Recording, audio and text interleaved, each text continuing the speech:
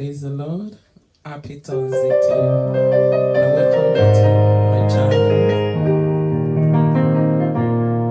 Psalm 123 from verse 2 say, Behold, as the eyes of the servant look unto the hand of the masters, and as the eyes of the maiden unto the hand of their mistress, so our eyes wait upon thee, Lord our God, until that he have mercy upon us. I don't know whatever you're looking unto God for from January, and it seems things are not going the way you want. Just keep the faith. Keep the faith. Today's ministration says, "Ìgbàgbọ́ mi wọ̀ ìwọ ọ̀dọ́ àgùntàn." God bless you.